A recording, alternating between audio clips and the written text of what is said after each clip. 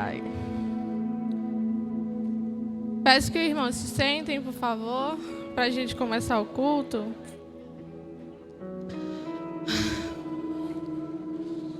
Ai, amém. Peço que os irmãos abram em Romanos 12, 1.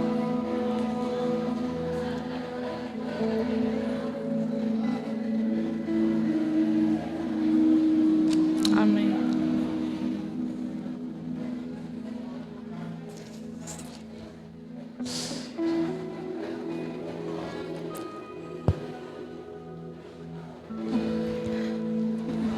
E a palavra do Senhor diz assim: Portanto, meus irmãos, por causa da grande misericórdia divina, peço que vocês se ofereçam completamente a Deus, como um sacrifício vivo, dedicado ao seu serviço e agradável a Ele.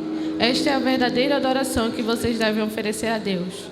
Não vivam como vivem as pessoas desse mundo, mas deixem que Deus os transforme por meio de uma completa mudança da mente de vocês. Assim vocês conhecerão a vontade de Deus, e isso é aquilo que é bom, perfeito e agradável. Que nós possamos entregar inteiramente no altar do Senhor, que nós possamos nos entregar inteiramente no altar do Senhor como um sacrifício vivo. Como foi pregado ontem à noite, que nós sejamos verdadeiros nas ofertas que entregamos ao Senhor. Que a partir de hoje, que a partir de hoje nos entreguemos por inteiro e dizendo assim ao Senhor: entrego-me inteiro a Ti, usa-me como queres, e que nós possamos permitir que o Senhor nos transforme completamente. Só assim conheceremos a verdadeira vontade do Senhor, amém? Peço que os irmãos fiquem de pé para nós orarmos.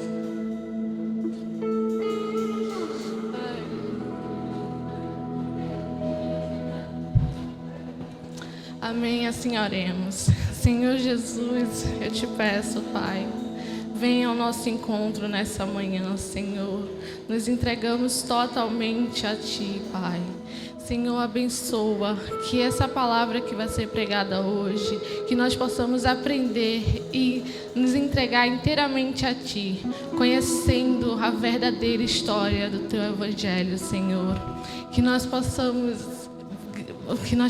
nos entregar, que nós possamos aprender e que essa palavra crie raízes em nosso coração, Senhor.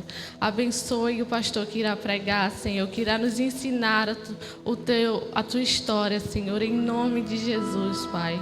Que nós possamos sair daqui cheios e aprendendo muito com o que vai ser falado hoje, Senhor. Em nome de Jesus, Pai, eu te peço, abençoa, Senhor, em nome de Jesus. Amém e amém.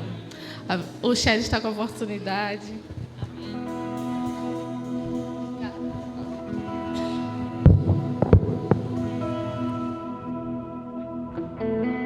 Amém. Nós saudamos a todos com a paz do Senhor. Aleluia. Eu queria frisar mais uma vez o versículo que Ketley acabou de ler. Eu acho ele muito interessante para iniciar um culto, né? Que ele realmente prepara o nosso coração em devoção para a gente poder viver esse momento aqui de comunhão, né? E ele cita dizendo que a gente deve se oferecer como um sacrifício vivo e agradável a Deus. E que nessa manhã não seja diferente, que nós possamos realmente nos colocar diante da graça do Senhor, diante do trono da graça do Senhor e nos oferecer como um sacrifício vivo, santo e agradável ao Senhor nessa noite. Amém? Vamos louvar o Senhor. Jesus, em Tua presença, nós estamos reunidos, Pai.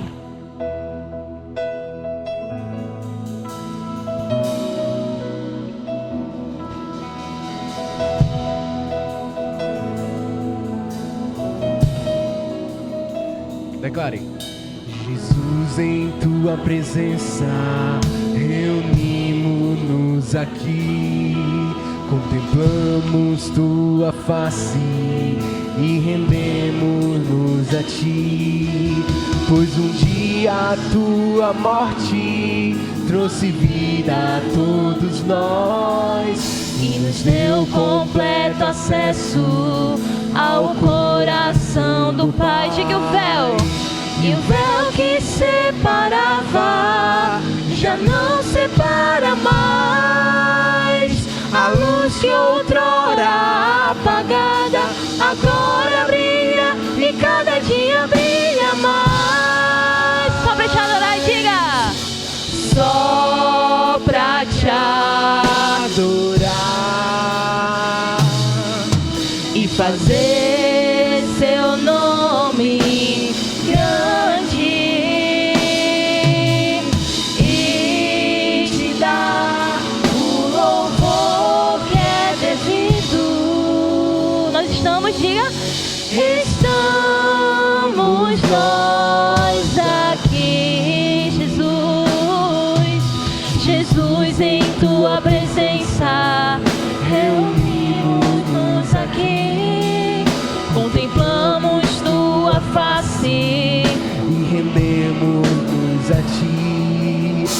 pois um dia a sua morte trouxe vida a todos nós e nos deu completo acesso ao coração do Pai.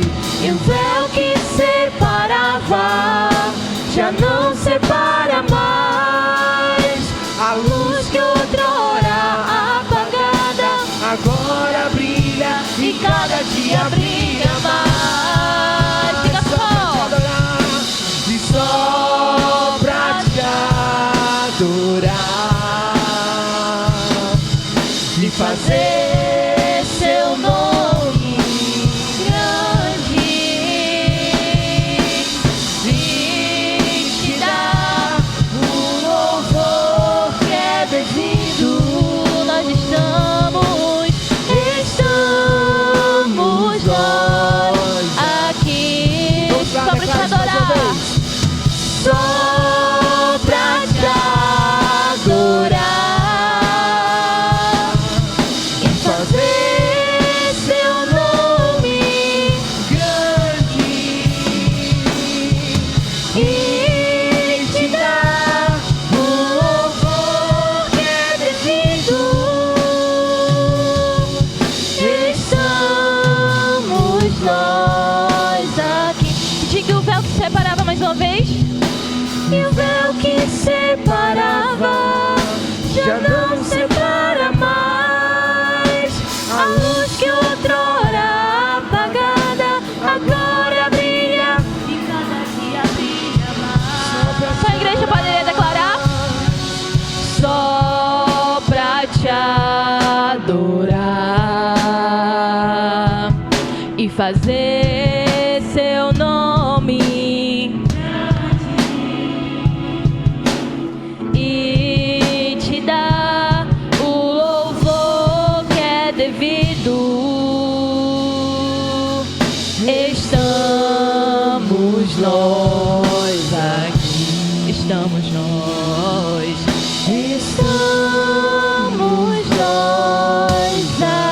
aqui. Aleluia, glória a Deus, glória a Deus, glória a Deus. Amém, Pai. Nós estamos aqui para declarar que Tu és digno de toda a nossa adoração, Jesus. Nós consagramos a nossa manhã inteiramente para Ti, Pai. Aleluia, vamos dizer.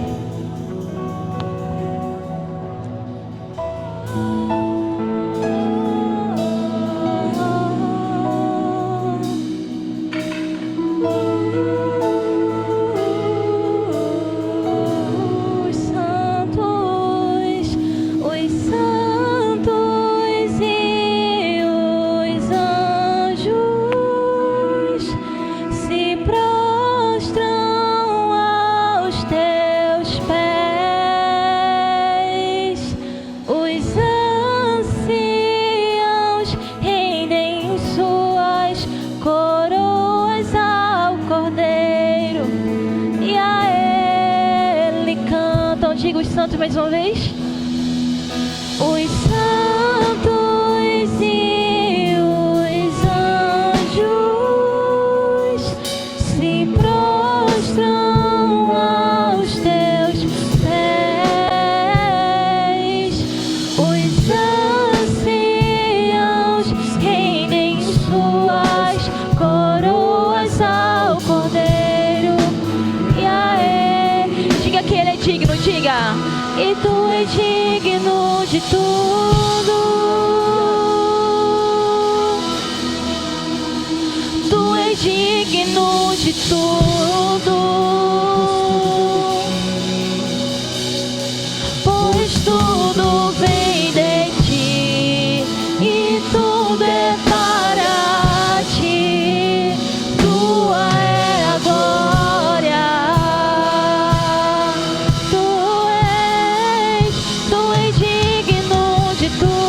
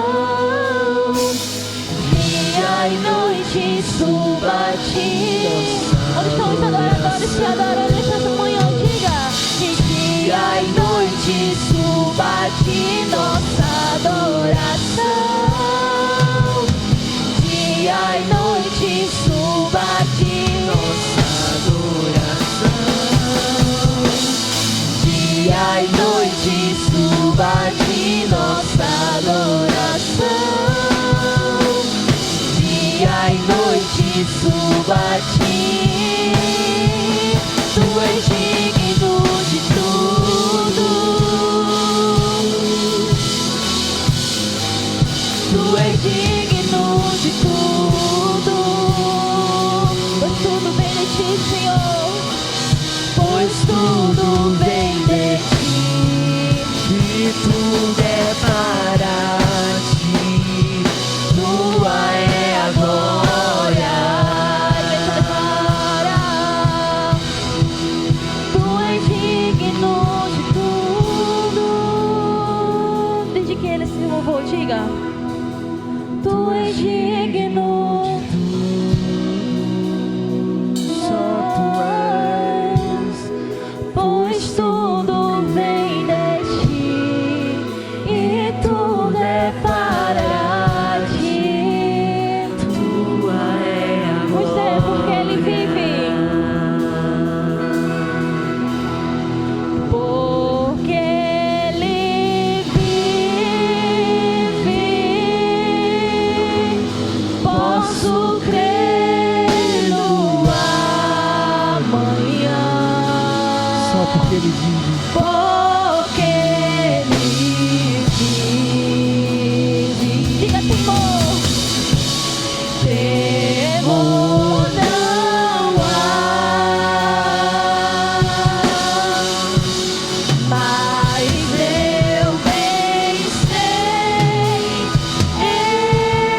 eu sei que a minha vida, diga, ela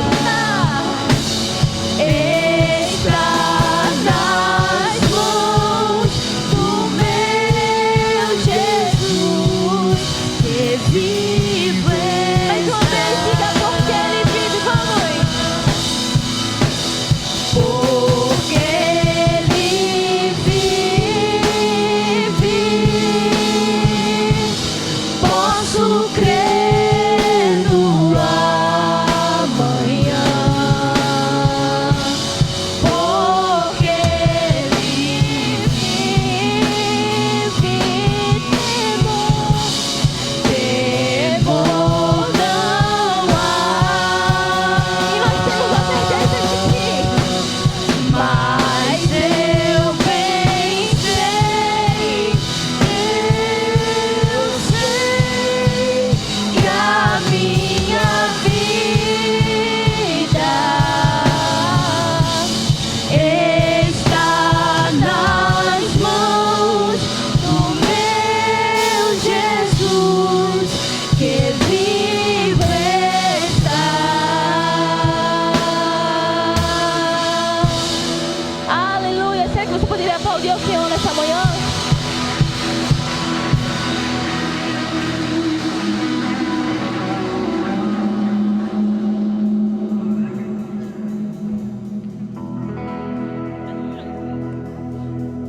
Agora a gente vai tirar os dízimos e a oferta. O chat vai cantar mais uma.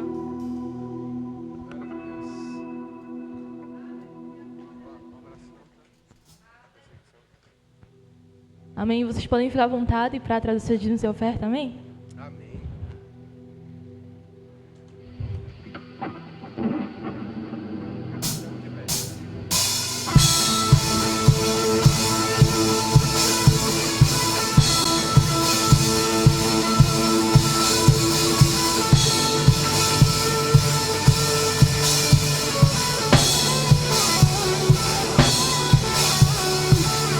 Pressionados, mas não desanimados, perplexos, mas não desesperados. Estamos de pé.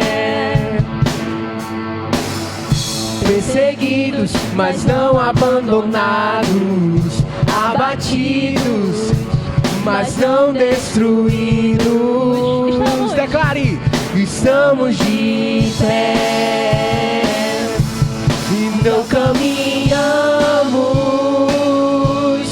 pelo que vemos. O que nos move é o que nós cremos. Nação Santa,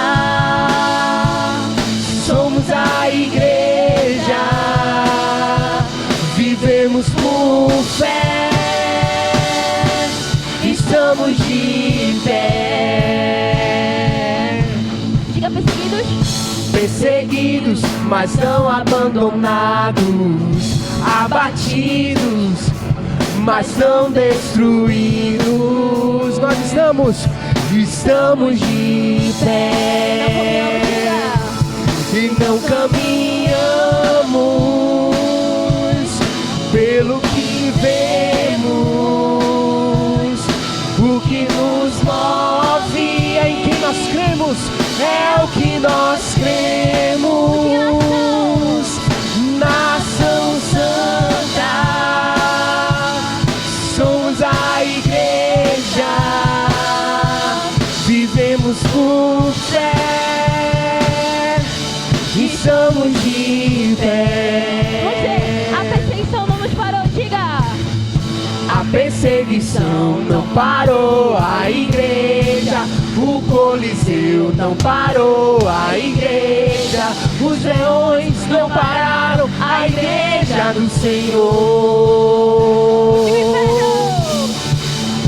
O inferno não pode prevalecer.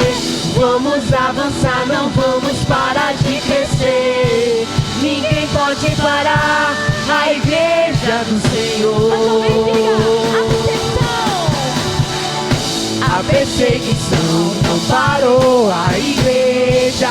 O Coliseu não parou a igreja. Os leões não pararam a igreja do Senhor. O inferno não pode prevalecer. Vamos avançar, não vamos parar de crescer. Ninguém pode parar a igreja do Senhor. E não caminhamos pelo que vemos, pelo que vemos. O que nos move é o que nós cremos. Nação Santa, somos a igreja. Vivemos por fé, estamos de pé. Aleluia! A perseguição não parou a igreja e nada nesse mundo parará a obra santa do Senhor. Amém? Aleluia!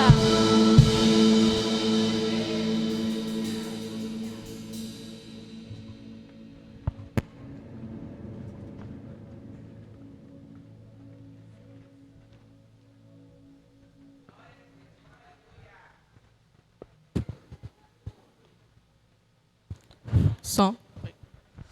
Eu gostaria de chamar Lucas para orar pelos dízimos. Amém. Assim oremos. Senhor Deus, Pai amado, Pai querido, muito obrigado, Pai, por esse momento, Senhor, de dízimos e ofertas, Pai. Abençoa, Pai, cada dizimista, cada ofertante que veio trazer, Senhor, sua oferta, seu dízimo nessa manhã. Que todo esse dinheiro, Pai, seja usado da melhor forma possível para que a Tua obra cresça e que a Tua palavra seja espalhada nessa comunidade. Abençoa aqueles que dizimaram, que ofertaram e ajuda, Pai, aqueles que por algum motivo não puderam dizimar e ofertar nessa manhã. Supre suas necessidades. Cuida de cada um de nós. No nome de Jesus. Amém. Amém. Amém. Antes de passar para o pastor, eu gostaria de agradecer essa oportunidade com o versículo. Fica lá em Êxodo 3:11, que Moisés perguntou a Deus: quem sou eu para ir falar com o rei do Egito e tirar daquela terra o povo de Israel? Deus respondeu: eu estarei com você quando você tirar do Egito o meu povo. Vocês vão me adorar neste monte, e isso será uma prova de que eu o enviei. Amém. Eu gostaria de passar para o pastor. Gostaria de agradecer essa oportunidade, tanto a Deus, principalmente, tanto ao senhor quanto a Rafa. Muito obrigada. Deus lhe abençoe, viu? Um prazer. A igreja pode sentar, irmãos. Eu louvo a Deus pela vida da igreja, que nessa manhã está presente. Alguns falaram que ia fazer a prova do Enem e por isso não estão conosco na manhã de hoje, né? Para nossa alegria, eu vim falando muito do pastor Jackson Souza, e para a gente é uma alegria. Eu estive o ano passado no seminário, e ele, na jornada teológica, ele ministrou e eu achei uma palavra abençoada, irmãos. Eu convidei, a agenda dele é muito cheia, mas ele reservou um tempo para estar conosco nesta manhã. Eu já quero passar a palavra, ele está com a sua esposa, eu vou deixar para que ele possa apresentar a sua esposa nessa noite, nessa manhã, em nome de Jesus. Pastor, fica à vontade, viu? A igreja é sua e o slide vai aparecer ali. Tá bom, obrigado. Pai Senhor, meus irmãos. Amém. Minha esposa é Sara. Cadê Sara? Cadê Sara? Lá atrás, no meu lado esquerdo. Está acenando assim. Ela não vai ficar em pé, que ela é tímida. Aí depois ela me pega porque eu falei o nome dela. Meus irmãos, é uma alegria estar aqui. Espero que o pastor Luzarte não diga, ou melhor, não tenha dito o que ele disse que disse. Quem não tenha exagerado, né? Graças a Deus a gente se conheceu lá no seminário. Eu sou da primeira igreja batista do Pina.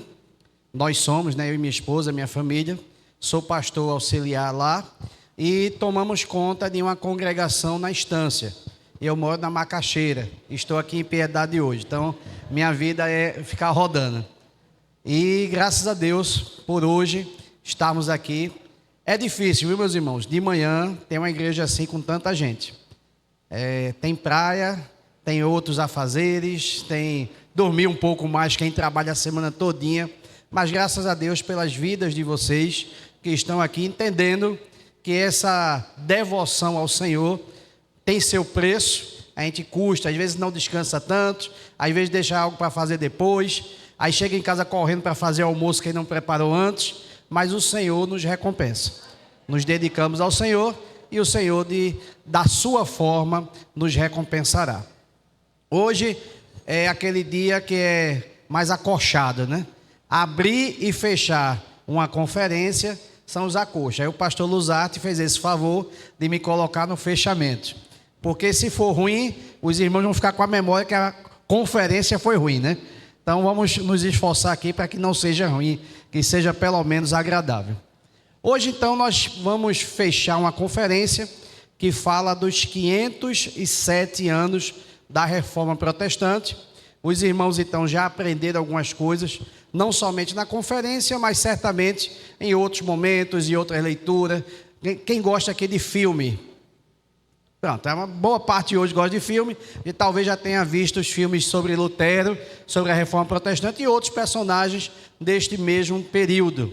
Também temos documentários, série, aí os jovens gostam mais de série, né? Quem gosta de série? Também gosta de seriado. Existem inclusive animações, desenhos sobre a Reforma Protestante. Então, o que a gente mais tem aí em mídia é filme, documentário, desenho animado, livro, o que você quiser, só é ir lá para o Google perguntar que você vai ter informações suficientes. Afinal, são 500 anos, né, de Lutero, do 31 de outubro até hoje, que nós temos aí muita coisa produzida e muita coisa desenvolvida para a nossa informação. Eu gostaria de começar lendo o texto. Por favor, põe aquele slide que já está com o texto bíblico.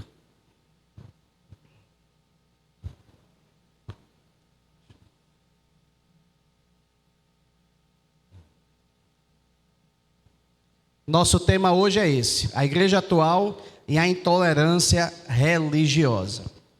Pronto, vamos todos ler esse texto, está em Judas, verso 3. Vamos todos? Para exortá-los.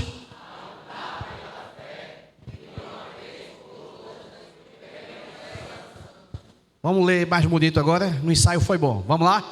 Para exortá-los a lutar pela fé que uma vez por todas foi entregue aos santos. Meus irmãos, quem são esses santos? Nós. E que verdade é essa, meus irmãos? Palavra. Como é que nós lutamos por essa verdade? Será que a gente tem que sair na tapa com alguém por conta da Bíblia? Será que a gente tem que sair na troca de ideias, de palavras? Será que a gente tem que pegar em armas para lutar pela palavra de Deus? Em alguns momentos foi necessário. Hoje, no nosso contexto de Brasil, a gente não tem essa necessidade. Mas a Reforma Protestante, ela deu início a uma série de acontecimentos que, inclusive, guerra também houve.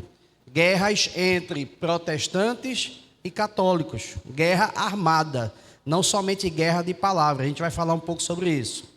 Quem lembra aqui, eu lembro disso da minha adolescência, as guerras que havia na Irlanda, de protestantes e católicos, até 30 anos atrás. Quem lembra disso? Pessoal mais velho aí, eu tenho 47, então o pessoal aí da minha faixa etária deve lembrar. Veja, até recentemente havia guerras em um país dividido entre um lado protestante e um lado católico. E as guerras não eram de boca, era de matar e morrer literalmente. Então isso também faz parte do Evangelho. Nós temos uma visão pacifista, né, do Evangelho. Uma visão de que a gente não pode usar força. E de fato, quando a gente fala de Evangelho, o convencimento é pelo Espírito Santo. Mas em muitas situações, a gente vai ver na Bíblia a força sendo usada. Mas não é sobre isso que eu quero falar, não. Nós vamos falar um pouco sobre o que está acontecendo hoje, que é o que a gente chama de intolerância religiosa. Mas antes de chegar nisso, a gente vai aqui rapidamente refrescar a memória. Pode passar, por favor? Refrescar a memória do que aconteceu na reforma, né? Vocês já viram isso, é só um lembrete para a gente poder entrar no assunto. Por favor, passa a próxima. O que foi a Reforma Protestante? Pronto. Então temos alguns marcos aí. Martinho Lutero, 31 de outubro de 1517, na Catedral de Wittenberg. Os irmãos aí estão tirando foto, se aperrei não, viu? Já está aí na mídia, o pastor pode divulgar aí para vocês terem esse material. Então Lutero, ele publica as famosas 95 teses, 95 ideias, que batem de frente com o comportamento da igreja atual, da época dele. E algumas coisas acontecem após Lutero fazer isso. A Bíblia passa a ser traduzida, por exemplo, para as línguas locais. Os irmãos lembram, já viram, que a Bíblia era usada em latim, apenas latim. E nem todo mundo tinha acesso. Apenas o alto clero podia ter acesso à Bíblia. Lutero, por ser um doutor, professor de teologia, ele teve acesso. Mas, inclusive, os padres, para ir celebrar a missa, eles já recebiam qual versículo usar para utilizar na missa. Eles não recebiam a Bíblia Sagrada, como hoje todos nós temos acesso. Quem está com a Bíblia aí? Todo mundo tem acesso, mesmo. Ainda bem, ninguém levantou celular. Celular não é Bíblia, celular é celular. Bíblia é Bíblia. Celular tem um aplicativo que tem um texto bíblico lá dentro. Vocês sabem que há uma diferença da leitura no papel e da leitura digital, né? A apreensão, a forma que o cérebro guarda a informação é muito superior quando se lê no papel, diferente de quando se lê no meio digital. A apreensão é muito pequena. Então, é bom quando lermos no papel, a gente pega, amassa, risca, marca. Quem aqui tem aquela Bíblia que é toda marcada, né? A Bíblia tem um volumezinho, aí fica o dobro. Você bota post-it, bota marcador, bota papel. Porque isso ajuda a retenção. Como é que eu faço isso no celular? Não faz, né? No máximo faz uma pintura lá colorida, é o máximo. Mas vamos passando. Então a Bíblia passa a ser traduzida para as línguas locais. E não somente isso. Lutero diz, olha, a Bíblia tem que ser dada a todo o povo. Não tem esse negócio de a Bíblia ficar guardada só para o alto clero. Todo mundo tem que ter acesso à Bíblia, que é a palavra de Deus. Lembrando, meus irmãos, que o que Lutero, os reformadores fazem, não é criar novas doutrinas. Eles resgatam o que a igreja já no passado já usava. Se você vai, por exemplo, para a época dos apóstolos, não tinha esse negócio. Você pode ler a Bíblia, você não pode. Não existia isso. A Bíblia é para todos. Claro, nem todos sabiam ler, mas não quer dizer que eles não tinham acesso. Se soubesse ler, podia pegar a Bíblia e ler. Nessa época de Lutero, em 1229, se eu não me engano, a Bíblia entra numa lista chamada Lista de Livros Proibidos, que até hoje a Igreja Católica tem. A Igreja Católica tem uma lista de livros em que as pessoas, o povo, não pode consultar, não pode ler. E a Bíblia entra nessa lista, para que apenas o alto clero tenha acesso a ela. E aí nós temos, Bíblia na língua local, orações e culto. Quem aqui, aí as pessoas mais velhas, talvez lembrem, quem aqui pegou missa em latim, aqui em Recife? Eu não peguei não, mamãe pegou, papai pegou, pronto. Pessoas mais velhas, pegou também, pastor? Por quê? Na igreja católica se entendia que tudo tinha que ser feito em latim. Então a Bíblia é em latim, a missa é em latim. E o povo? Se o povo não sabe latim, acompanha o ritmo. Então muitas vezes o povo simplesmente repetia, porque aprendia, o padre falava umas palavras, o povo decorava e dava aquela resposta que a gente sabe como é que funciona na missa. Hoje a missa é na língua local, ou seja, no nosso caso é em português. Mas veja, até pouco tempo ainda era em latim. Aí Lutero disse, não, nada disso. Como é que eu vou fazer uma missa em latim e o povo não vai saber do que está falando? Como é que o padre vai orar em latim e o povo não sabe por que o padre está orando? Ele disse, não é somente a Bíblia na língua local. O culto, as orações tem que ser tudo na língua local, para que o povo participe. Então a gente começa a perceber que a reforma protestante não foi somente um protestar pelo que estava errado, mas trazer benefícios para o povo. Entre outras coisas, Lutero defendia a educação de todos, que todos soubessem ler, que desde criança, que não ligavam muito para a educação infantil, mas que desde criança as pessoas aprendessem a ler. Para quê? Para que pudessem ler a Bíblia. Claro que se a pessoa sabe ler, não vai ler somente a Bíblia, mas o foco dele é, para que todos tenhamos acesso à Bíblia, tem que saber ler. Então é educação para todos. Não tem um mote desse, né? É educação de qualidade para todos. Deixa eu dar uma dica, viu? Nunca na história da humanidade educação de qualidade foi para todos. Gratuita, né? Pelo menos que é o mote. Educação gratuita de qualidade nunca existiu, viu? Sempre custou. Desde os gregos antigos até os dias atuais, a educação sempre foi cara. Então é uma coisa que de fato a de qualidade é mais restrita. Dá para educar todo mundo? Dá. Com a mesma qualidade, não é possível não. Mas pelo menos aprender a ler para consultar, para ler a Bíblia Sagrada. Também a espiritualidade sem tutela. O que é isso? As pessoas, para poder se chegar a Deus, tinha que ir à figura do sacerdote. Então a igreja ensinava que eu não podia orar ao Senhor. A Bíblia diz que sim, mas a igreja dizia, não pode. Eu tenho que, vamos supor que o pastor Luzarte é o padre. Eu estou mais parecido com o padre, mas eu tinha que ir a ele, pedir para que ele rezasse por mim. Se eu orasse direto a Deus, eu estaria cometendo uma heresia. Tem um pré-reformador, não me lembro qual foi, se foi John Hus ou outro, que no seu tribunal, ele diz assim, eu apelo diretamente a Deus. Aí na hora, os padres, herege! Por quê? Porque não podia uma pessoa comum apelar a Deus, orar a Deus. Tinha que ir ao padre, a um bispo, para esse fazer a oração. Então havia um intermédio do sacerdócio. Só que a Bíblia diz que nós somos sacerdotes de Deus.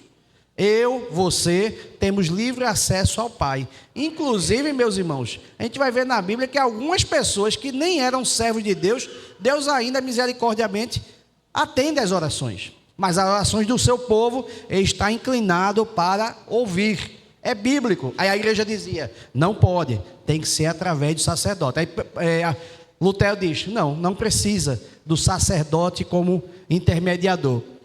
Indulgências, né? Os irmãos lembram também que é uma das coisas que foi mais combatidas por Lutero.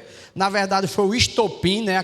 A gota d'água que ele começou a combater as indulgências. Todo mundo aqui já ouviu essa palavra, indulgência?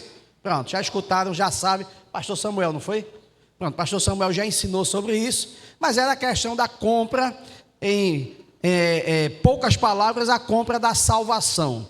Tinha lá alguém, uma família, que o bispo chegava e dizia assim, família de nobre, faça tal tarefa para a igreja, dê X do seu cofre, e você vai ter garantido a salvação. Ou, tinha lá alguém, um parente meu, por exemplo, que morreu, está no purgatório, a igreja chegava e dizia: olha, pague X, eu vou colocar aqui pessoas para orar por ela, para acender umas velas, para que ela saia logo do purgatório e vá para o céu. Então essas coisas aí, Lutero viu que tinha alguma coisa errada e combateu isso também. E os 5 solas? Os 5 solas, meus irmãos, que é bem falado, nada mais são do que um resumo das doutrinas que foram pregadas nessa época da Reforma Protestante. Por favor, próximo.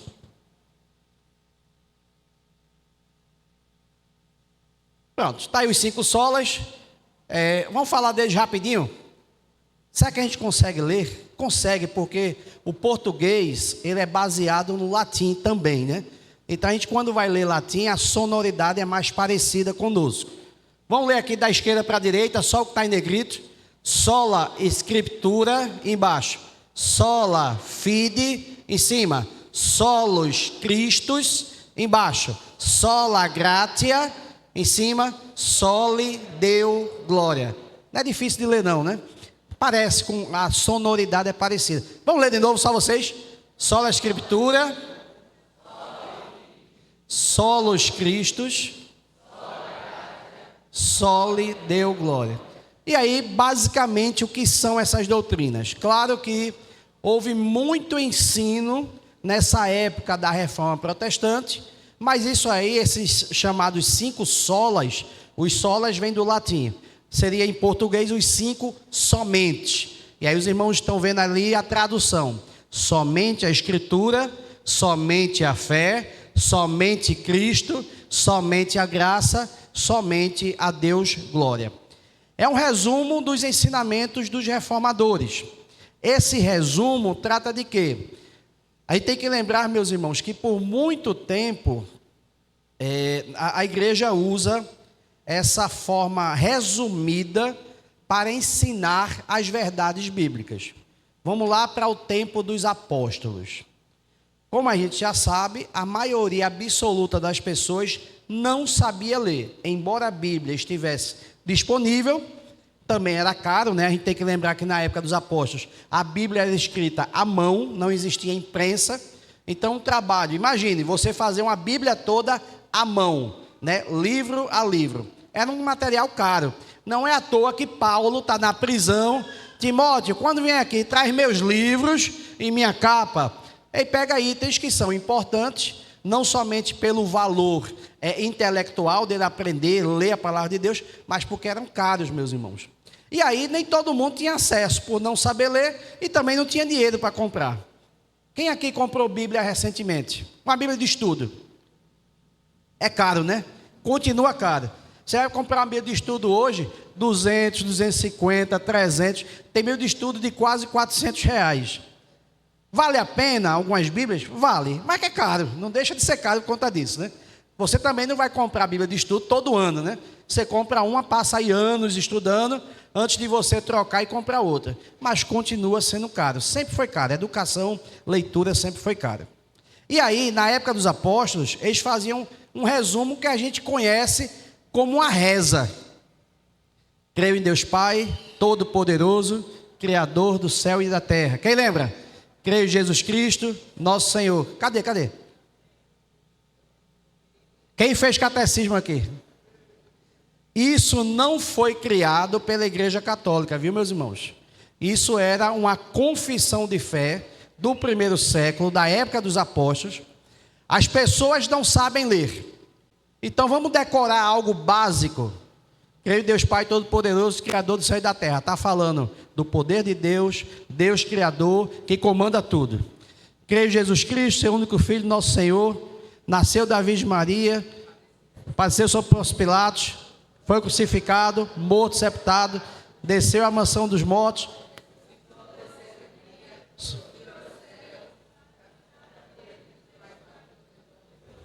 Da onde vim de julgar.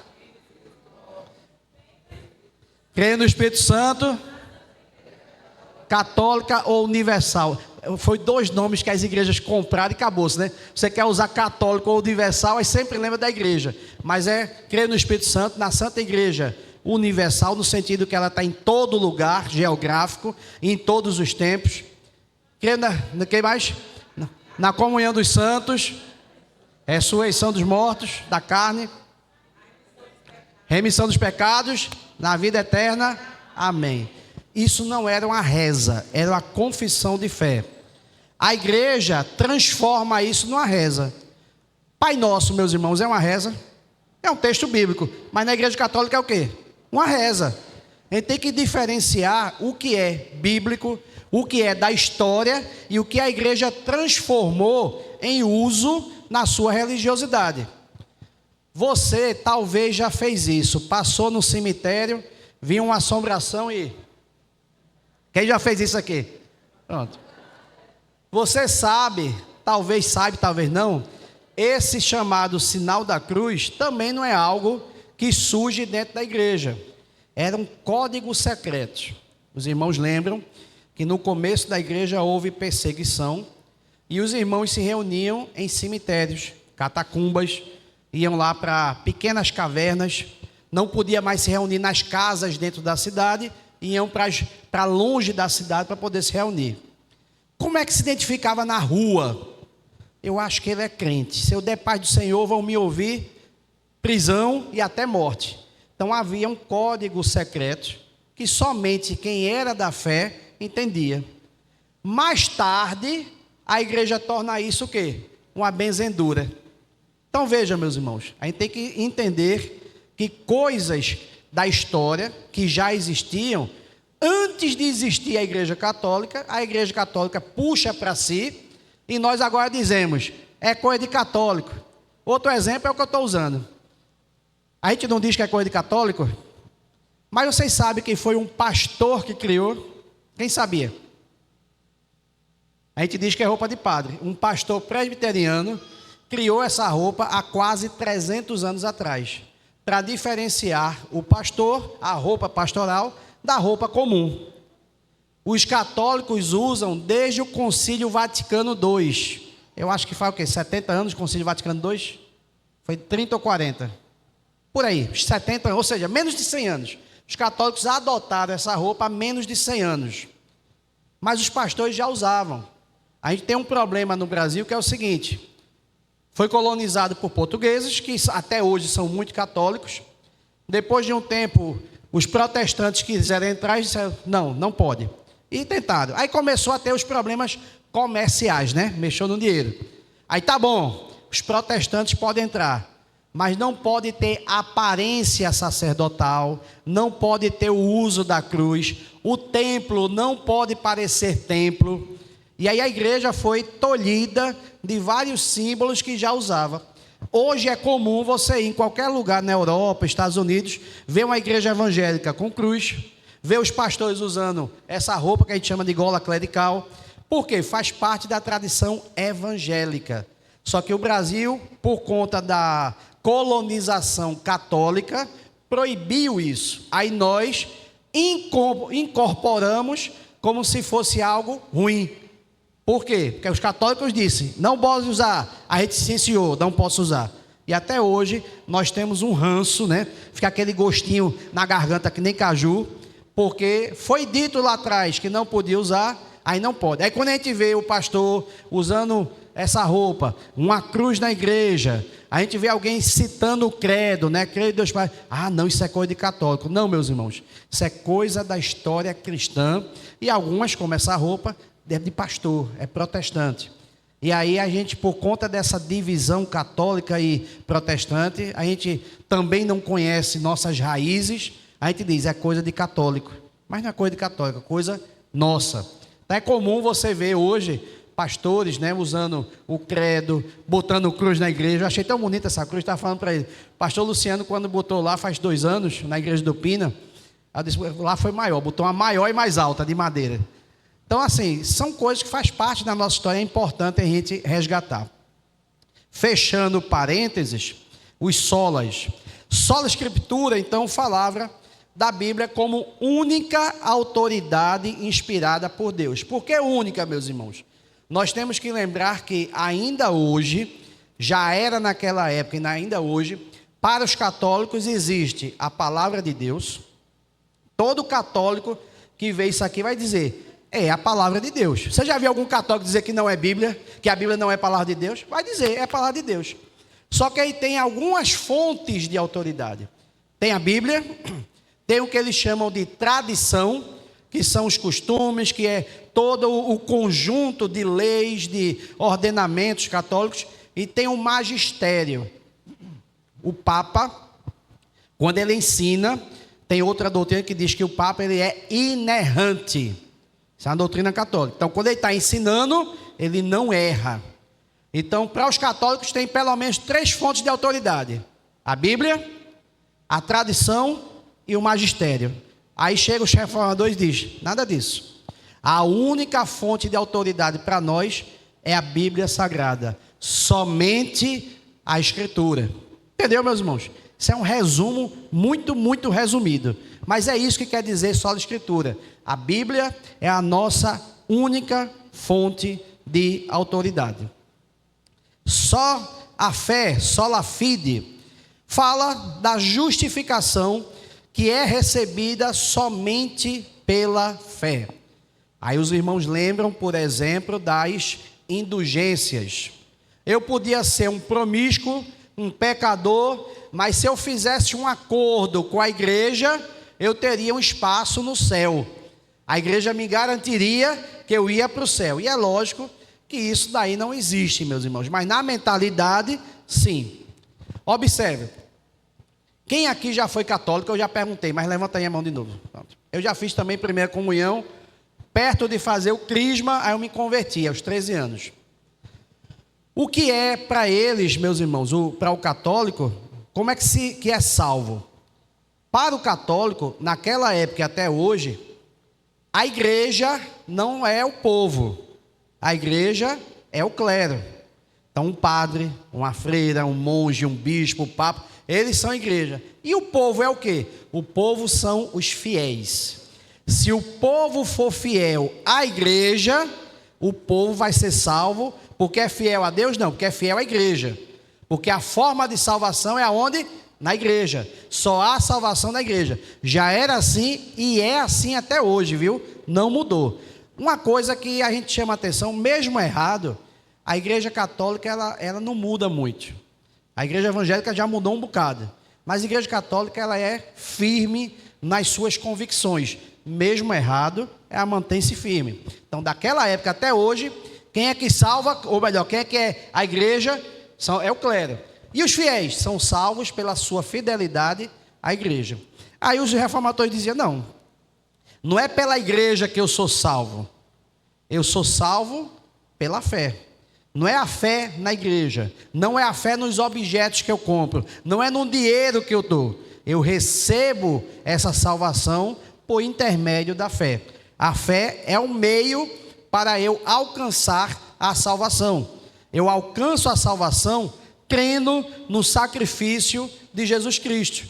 Se eu creio no sacrifício de Jesus, eu alcanço essa salvação pela fé somente. Somente a fé, sola fide. E aí vem o solos Christus. Solos Cristo porque nós lembramos também que na Igreja Católica até hoje nós temos mediadores. A mais famosa no Brasil é a Maria, né? Ela é chamada de co-mediadora, mãe de Deus. E aí vocês lembram, não sei se vocês prestam atenção, mas a Igreja Católica tem uma coisa chamada Campanha da Fraternidade. E todo ano eles têm um tema. Há alguns anos atrás teve um tema que foi o seguinte: pede à mãe que o filho atende. Quem lembra desse tema? Pronto. O que é que ele está dizendo com isso? Ore, reze a Maria para que Jesus dê o benefício. Quem assistiu aqui o Alto da Compadecida? Pronto. Ariano Suassuna é um católico, escreveu aquilo ali, e ele mostra aquela cena lá em que Maria está intercedendo pelos pecadores, intercedendo a Jesus. Jesus, seus bichinhos, teve uma vida ruim. Veja, Maria como intercessora. Aí a Bíblia diz: há somente um mediador entre Deus e os homens, Cristo Jesus, homem. Não tem outro. E não é somente Maria, tem os santos, viu? A gente tem que lembrar que a Igreja Católica é cheia de santos, a começar dos apóstolos. Meus irmãos, observe, temos que ter cuidado, por quê? Quando a Bíblia diz assim, a Maria, né, um anjo chega e diz: mais bem-aventurada é você entre todas as mulheres. É pouca coisa, meus irmãos? Não, meus irmãos. Foi escolhida a dedo, Deus escolheu Maria a dedo, para ser a mãe do Salvador. Então não é pouca coisa. Devemos, de fato, honrar Maria como a mãe de Jesus. Mas não adorar, não venerar, não acender vela para ela. Mas assim como a gente honra, a gente não honra Moisés. Moisés foi um herói da fé. Abraão, somos filhos de Abraão pela fé. Mas parece que se a gente honrar Maria, está sendo católico. Não. Os católicos adoram Maria, os católicos botam a Maria como co-mediadora, mas os personagens bíblicos são pecadores. Maria foi pecadora também, mas são pessoas que Deus escolheu para entrar lá no rol dos heróis da fé, por exemplo. Não é pouca coisa, meus irmãos. Está lá até Sansão, cheio de pecado, está lá como herói da fé. Aí eu vou dizer que esse homem foi qualquer coisa na vida? Não. É um homem que está na Bíblia como herói da fé. Maria foi escolhida a dedo para ser a mãe do Salvador. Não é pouca coisa, mas também não quer dizer que eu vou adorar Maria, vou adorar Sansão. Aí a igreja faz isso, pega os personagens da Bíblia, os apóstolos, Maria, e adoram, acende vela, coloca como mediador. Aí tem que ter esse cuidado. São coisas distintas. Nós não concordamos com isso, não há outro mediador. Nós temos um respeito. A gente olha para a Bíblia, são pessoas que merecem respeito. Pronto. Só isso, mas não para ser adorado e venerado. Aí os reformadores diziam: olha, nada de santos, nada de Maria, a única forma de ser salvo é através de Cristo. Cristo é o único mediador, somente Cristo. Também usavam a expressão Cristo somente, ou Cristo sozinho, para tirar aquela ideia de outros mediadores, né? Não existe outros mediadores na Bíblia e na ideia reformada, né? Que a ideia reformada puxa da Bíblia. Aí os reformadores entendem que a Bíblia nos ensina que há um só mediador, que é Cristo Jesus, o Senhor. Sola gratia, somente a graça. Somos salvos pela graça, mediante a fé.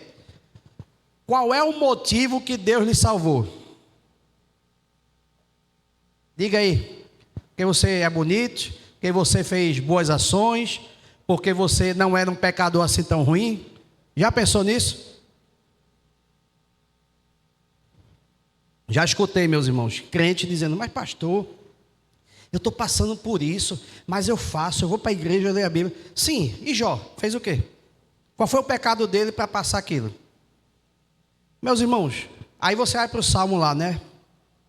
Por que os ímpios prosperam e por que os justos se dão mal na vida, né? Parafraseando. Acontece, meus irmãos, a gente está num mundo caído. Essas coisas vão acontecer. Você conhece alguém que é trambiqueiro, no popular, alma cebosa, dá calote, mas se dá bem materialmente falando? Tem um bocado. Eu conheço um bocado. Mas a gente tem uma coisa diferente desses. Eu posso não ter toda aquela riqueza, mas eu vou ter a eternidade com Deus. Já este pode até ter a riqueza aqui, morrer bem, com saúde, morrer tranquilo, mas um dia ele vai prestar conta.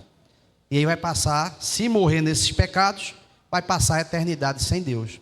A gente tem que ter esse cuidado, meus irmãos, não achar que as coisas materiais definem nossa salvação, nossa eternidade. Não definem. O que define é justamente a graça. A nossa salvação foi de graça e pela graça. Para nós foi de graça. Jesus que pagou. Não foi de graça do nada. Teve um pagamento, mas não fui eu que paguei. Não foi você que pagou. Nós simplesmente, pela fé, recebemos o prêmio, o presente de graça. Aí os reformadores diziam: olha, você não precisa fazer nada para ser salvo, não. É somente aceitar, pela fé, a graça de Deus que nos foi dada. E essa graça, meus irmãos, para nós é de graça. Mas pastor, mas se eu fizer. Aí Paulo diz assim, ó: se você fizer tudo certinho, você ainda é um servo inútil. Assim, não é o que a gente faz, é o que Jesus já fez. E nós recebemos de graça. Amém? E o último lá, somente a Deus glória. Só lhe deu glória. Toda a glória é devida somente a Deus. Os irmãos já, mesmo quem não foi católico, sabe que na igreja católica até hoje o que mais tem é imagem. Veja, as imagens, elas podem servir de forma, por exemplo, didática. Vou dar um exemplo, escolinha. Você já percebeu que classe de criança sempre tem muito mais imagem do que classe de adultos e jovens? Sempre tem uma figurinha, porque é uma coisa didática, você vê e aprende. Uma coisa interessante na igreja católica, tem a Via Crucis. Já viu lá que são 12 quadros que mostram as etapas de Jesus até a cruz e a morte e a ressurreição? É a chamada Via Crucis. Para que é isso? Porque as pessoas que não sabiam ler, iam olhando as imagens e iam aprendendo passagens bíblicas, ok?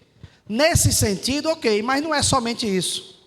As pessoas veem uma imagem, Maria, por exemplo, se benze, se ajoelha, acende uma vela, venera, adora. Aí a Bíblia vai mostrar, ó, esses santos aí, tem boca, mas não fala, tem olho, mas não vê, são ocos. E as pessoas que adoram essas coisas se tornam que nem elas, vazios. Aí o reformador dizia, não pode adorar essas coisas não. Somente a Deus glória. Se devemos glorificar alguém, é somente a Deus. Mas pastor, mas fulano me ajudou tanto, Beltrano me ajudou tanto, Cicrano fez tanto pela igreja, graças a Deus por isso, que os crentes estão sendo crentes. Que uma das marcas nossas é o amor mútuo. E o amor se mostra na ajuda também. Mas a gente não tem que adorar a pessoa porque a pessoa me ajudou. É papel dela. Está na Bíblia.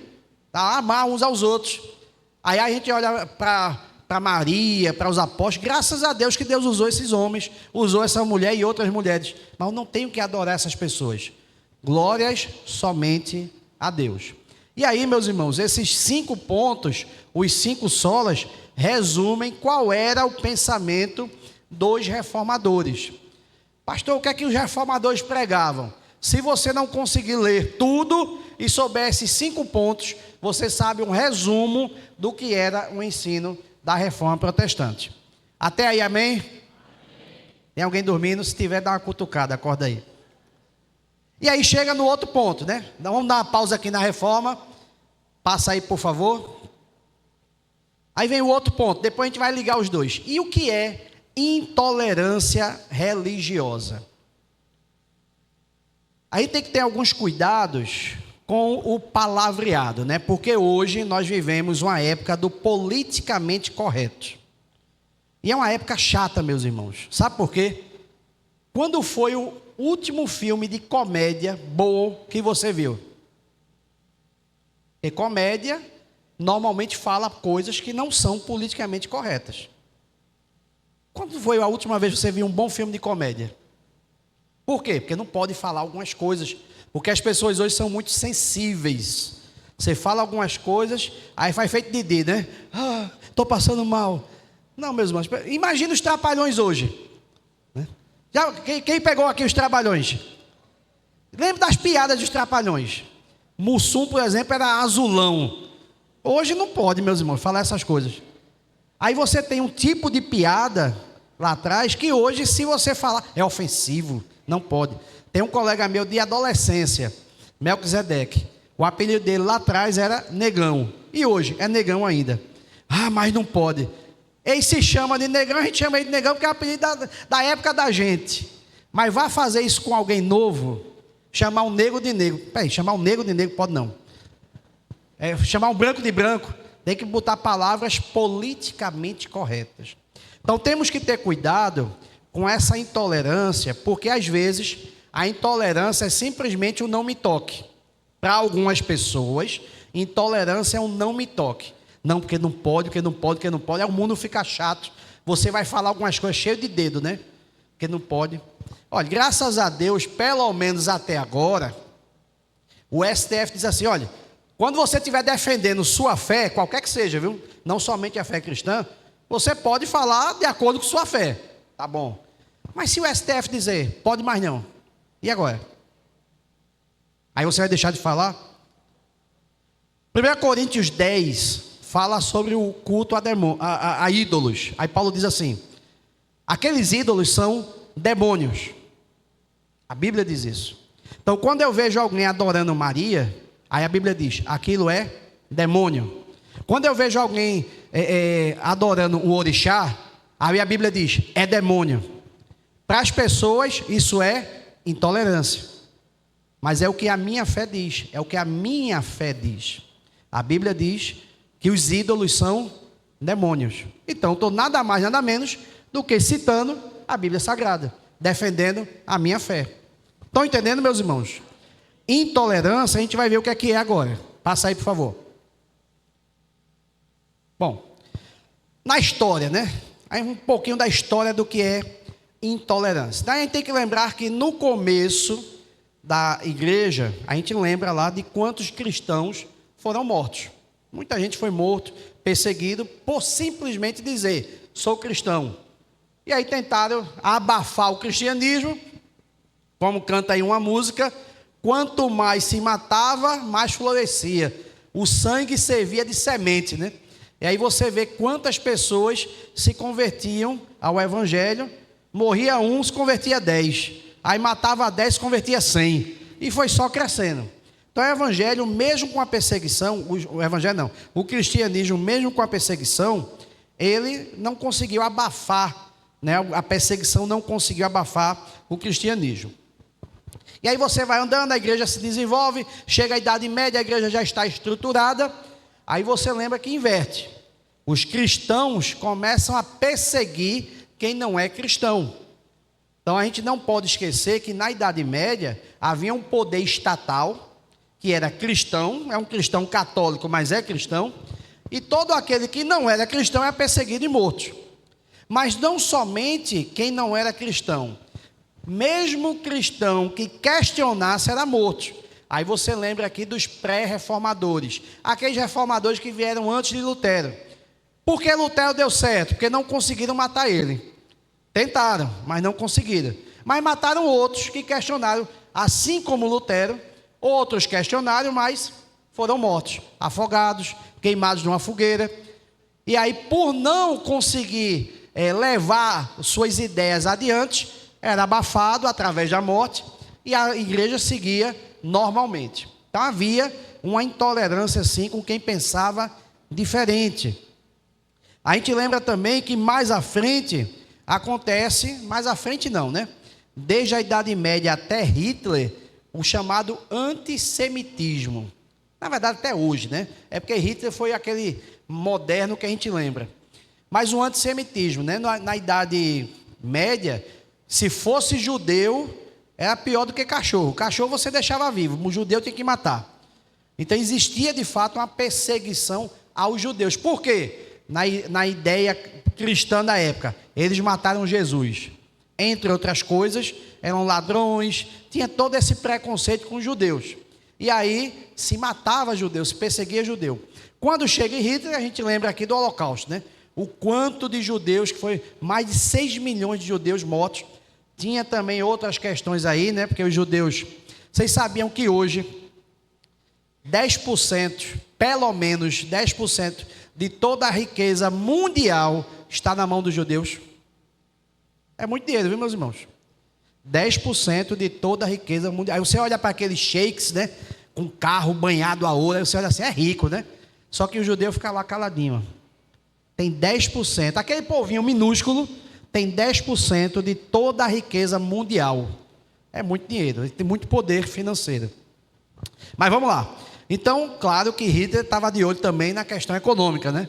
Que na época eles trabalhavam muito com joias, e aí ele queria muito a questão econômica, o poder econômico dos judeus, como de fato conseguiu. Mas aí a gente lembra também de algo mais recente, 11 de setembro de 2001, quem lembra disso? Estava eu estagiando, tinha uma TV ligada lá no estágio, aí eu vi o pessoal correndo para a TV, né? Deu aquele negócio da Globo, né? Aí apareceu lá o avião batendo nas torres gêmeas. Aí eu fui lá ver, né? Aí estava lá, caiu, já tinha caído uma torre, passou alguns minutos, a segunda torre também caiu. E aí, com isso, começou aquela visão, né? Islâmico é terrorista. Aí começa uma perseguição americana contra tudo que é árabe ou islâmico. E aí o Bush faz aquela guerra ao terror, né? A chamada guerra ao terror. Invade lá um bocado de países e para combater os terroristas. Só que na verdade acaba todos os islâmicos caindo no mesmo pacote. E criou-se o estigma. E aí tem vários e vários exemplos ao longo da nossa história dessas intolerâncias. Pensou diferente, não é igual a mim, vamos matar de alguma forma, vamos cortar daqui. Então, meus irmãos, quando a gente fala de intolerância religiosa, como é que eu defino isso? Eu peguei aqui uma definição que diz o seguinte: intolerância religiosa é o conjunto de atitudes e ideologias, ou seja, pensamentos e prática. É o conjunto de atitudes e ideologias que desrespeitam, discriminam ou se mostram ofensivas em relação a crenças e práticas religiosas do outro, inclusive aquele que não tem religião. Então, muitas vezes, a gente não sabe distinguir o que é estou defendendo minha fé e o que é estou tendo intolerância com alguém. Então, vou dar um exemplo. Você trabalha fazendo pintura. Aí, pinta uma casa, vou lá. Pinta um prédio, vou lá. Pinta ali aquele terreiro. Não, terreiro não entro não. Estão entendendo? Qual a diferença da parede do terreiro? O valor que você vai receber vai ser igual para a parede de uma casa. Às vezes é medo, né? Tem um bocado de crente que, embora a Bíblia diga, mal algum chegará à tua tenda. A Bíblia diga, contra esse povo não vale encantamento. Mas o povo tem medo de terreiro, o povo crente. Mas às vezes não é medo, é porque é de outra religião. Não vou fazer nada para macumbeiro, não. Estão entendendo a diferença? Quando a gente desrespeita a pessoa por ela ser de outra religião. Deixa eu dar outro exemplo aqui. Quem tem na sua família pessoas que não são crentes, são de outras religiões? Todo mundo quase, né? É difícil você ter aquela família 100%, né? A família, o núcleo familiar, pai, mãe, filhos, avô, avó, tio, tia. Sempre vai ter aquele que é de outra religião, é de outro segmento, ou não tem religião. Aí eu pergunto, meus irmãos, por que eu vou desrespeitar simplesmente por ser de outra religião?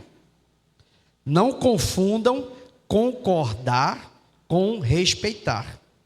Você pode respeitar e não concordar e discordar. Por exemplo, papai nunca se converteu, já faleceu, mas de vez em quando tinha uns embates. Era meu pai, mas eu discordava dos posicionamentos dele, mas respeitava como pai. Você pode respeitar e discordar. Só que discordar, meus irmãos, não é ser intolerante. É isso que a gente tem que entender. Para, muitas vezes, na mídia, você discordou, você é intolerante. A mídia pinta dessa forma, mas não é isso. A intolerância ocorre quando há atitudes que desrespeitam, discriminam ou ofendem. Se alguém se ofende com a discordância, aí, meus irmãos, vou usar o termo popular, aí é muito mimimi, né? Aí eu digo assim, eu achei essa igreja bonita. Como é o nome do irmão? Fernando. Aí o irmão Fernando diz assim, eu achei feia. Não, tá bom, quero falar com ele mais não, porque ele tem uma opinião diferente. Para algumas pessoas, a discordância é uma ofensa. Aí é o pessoal mimizento, é outra coisa. Mas se foi só ideias diferentes, meus irmãos, isso não é intolerância religiosa não, viu? Até porque, por exemplo, observe, a minha religião diz, só há um Senhor.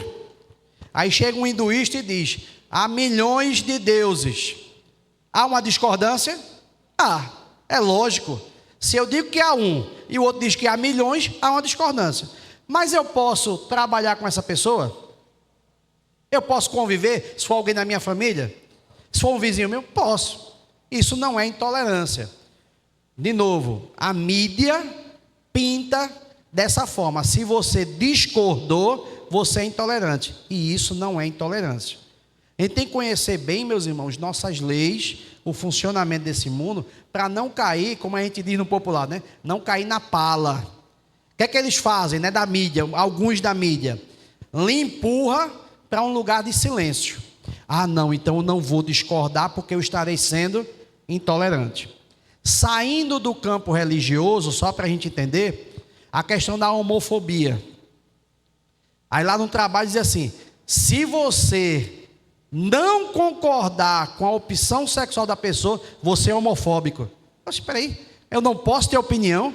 Se minha opinião for contrária à homofobia, mas não é isso. O crime chamado de homofobia cai nessa questão de ofensa, de agressão, de discriminação. Um dos meus melhores amigos do trabalho, Sara lembra, Adrio, colega meu, gosto muito dele, é gay assumido. Um colega meu. E discordo, e algumas vezes já conversei com ele, família cristã, já conversei com ele sobre o evangelho, dizendo que a posição dele está errada. Mas eu preciso gritar, botar o dedo na cadeia e ofendê-lo? Não, meus irmãos. Até porque a Bíblia manda falar em amor. Porque eu estou pregando o evangelho, a verdade bíblica. Olha, seu caminho está errado. Mas eu não tenho que chegar com os 2 pés no peito dele para dizer que ele está errado. Então aí é onde entra a intolerância. É quando eu desrespeito, quando eu discrimino. Ah, eu tenho 2 pessoas aqui para uma função. As 2 são qualificadas. Esse é gay, esse é ateu. E agora? Eu contrato quem? Nenhum dos 2 presta, porque um é gay e outro é ateu. Estão entendendo a diferença? São qualificados, mas eu estou olhando outra coisa. Trabalho é trabalho, não importa a opção sexual, não importa a religião, é trabalho. Senão, talvez não tivesse onde a gente está. Quem aqui tem chefe que não é cristão? Se ele optasse escolher os empregados pela opção religiosa dele, você estaria lá? Não estaria. Estão entendendo, meus irmãos? Então, discordar, ter um posicionamento contrário, isso não é intolerância. Repetindo para a gente gravar bem, a intolerância, ela aparece no desrespeito, na discriminação, nas ofensas. E a ofensa aí pode ser de palavras, pode ser de também ofensa física, você agredir alguém porque ele é de outra religião. Vou dar um exemplo. Quem lembra, isso foi da Rede Manchete, então faz tempo, daquele pastor da Universal que pegou uma santa, chutou, falou. Estão lembrados disso? Veja, ele cometeu um crime, que é vilipendiar a religião alheia. O que ele falou estava certo? Estava. A santa não fazia nada. Se ele tivesse só falado, era uma coisa. O que foi que ele fez? Chutou. Aí foi quando entrou o desrespeito, inclusive é crime. Estão entendendo a diferença? Eu posso dizer que o santo de gesso, madeira, não é nada? Posso. Posso dizer que é demônio? Está na Bíblia. Posso dizer. Agora, se eu entro numa igreja católica, um pedaço de ferro, e começo a quebrar os santos, aí é onde caracteriza a intolerância religiosa. Estão entendendo a diferença? Você pode pensar diferente? Pode. Pode ter opinião diferente? Pode. A mídia diz, pode não? Pode. A lei não lhe proíbe disso, meus irmãos. E se proibisse, a palavra não lhe proíbe disso. Agora, o que caracteriza no nosso país a intolerância? Quando há agressão, desrespeito. Ficou claro? Amém? Graças a Deus. Então estão acompanhando. Bom, cuidado já falei, né? Falamos então de reforma e de intolerância. E agora, o que é que tem a ver intolerância religiosa e reforma protestante? O que é que tem a ver uma coisa com a outra? E aí é o que a gente vai falar agora, que é o nosso tema de hoje, né, principal. Pode passar.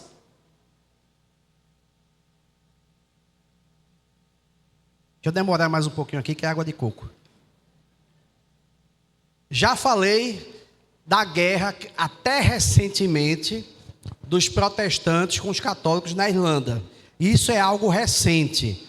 Mas nós temos essas guerras desde após a reforma protestante. E de novo, meus irmãos, não é guerra de boca não, viu? É a de espada, de matar e morrer literalmente. Então, desde que ocorreu a reforma protestante, houve essa divisão e eles tinham o seguinte entendimento. Veja como era naquela época. Se eu aceitar que eu protestante, se eu aceitar que um católico viva, eu estou negando minha fé. Esse é o pensamento. Então tem que matar. Católico da mesma forma, se eu aceitar que esse protestante viva, eu estou negando minha fé. Então tem que matar. Se os dois pensam assim, vão matar um ao outro. Tome guerra. Mas é isso, meus irmãos, que a Bíblia nos ensina.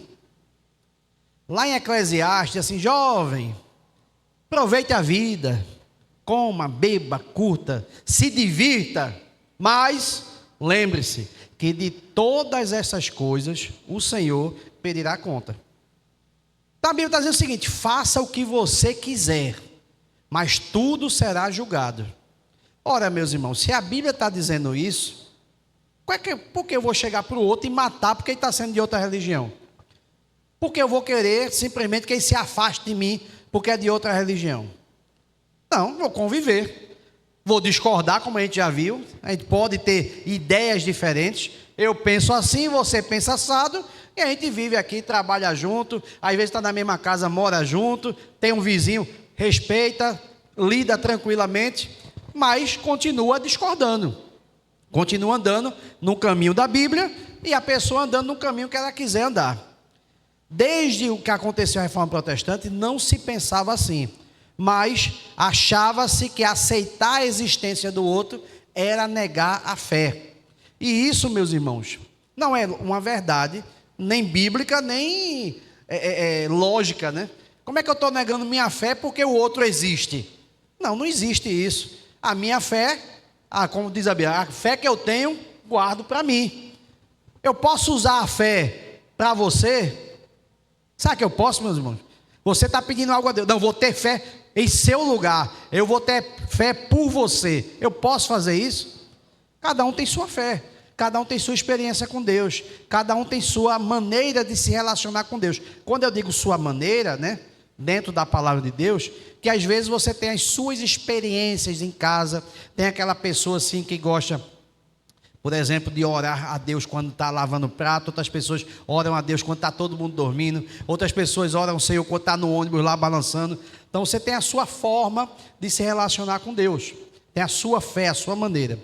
Mas voltando para a Reforma Protestante, ela coloca o que a gente chama hoje das bases da tolerância religiosa.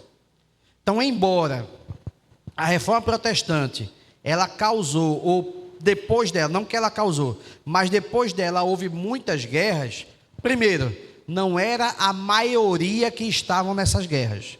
Eram guerras às vezes em cidades, guerras em alguns locais, mas não foi generalizado. Segundo, houve excessos? Houve.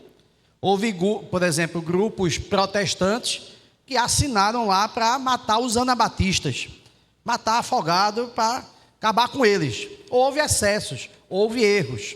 Agora, esses erros foram logo corrigidos. E eles começaram a perceber o seguinte: olha, se a gente começar aqui a se matar, daqui a pouco não tem ninguém. Tem alguma coisa errada com esse pensamento.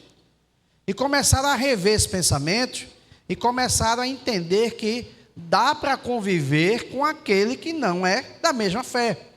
E eles começaram a mostrar, por exemplo, os irmãos lembram quando foi falar da reforma, uma das coisas que se pregava é uma separação entre igreja e Estado. Estado é uma coisa, igreja é outra. Os irmãos lembram que a Igreja Católica, até a época de Lutero, até recentemente em alguns países, para a pessoa ser rei, tinha que vir um bispo, um cardeal e coroar rei. Se a igreja não validasse o reinado, essa pessoa não era rei. Até hoje na Inglaterra é assim. Quem assistiu aqui a coroação do príncipe Charles e agora rei Charles? Lembra que tinha lá um representante da igreja anglicana confirmando o reinado dele. A Suécia também tem isso até hoje, esses dois países. Os demais abandonaram. Por quê? Separou, Estado é uma coisa, igreja é outra. Quando tem essa separação, então começa a entender que o funcionamento da igreja, ela não depende do Estado e o Estado também não depende da igreja para funcionar. os dois funcionam separadamente. E dá para conviver com o Estado e o Estado conviver com a igreja. Eu disse, espera aí, se eu consigo conviver com os governantes, eu posso conviver também com outras pessoas de outras religiões, de outros pensamentos, e começar a ver que dava, é possível. Hoje parece algo normal para a gente, mas estamos falando aqui do século XVI, 1500 e alguma coisa, onde as pessoas, por pouco, puxavam a espada e iam para uma guerra. Qualquer coisa era motivo para iniciar uma briga, iniciar um conflito armado. A reforma, então, ela dá várias bases, entre elas, a da liberdade religiosa. Então, os reformadores pregavam o seguinte, dentro da vivência humana, a gente não precisa da igreja. Eu tenho liberdade para escolher a minha religião. Porque a gente tem que lembrar que a Igreja Católica dizia e diz, só há salvação pela igreja, então você tem que ser católico. Aí os reformadores diziam, não, eu posso escolher o meu caminho, porque é eu e Deus. Certo ou errado, eu tenho liberdade para escolher meu caminho. Então, eles começaram a mostrar que essa liberdade implica em, se eu tenho liberdade e vocês têm liberdade, podemos ter escolhas diferentes.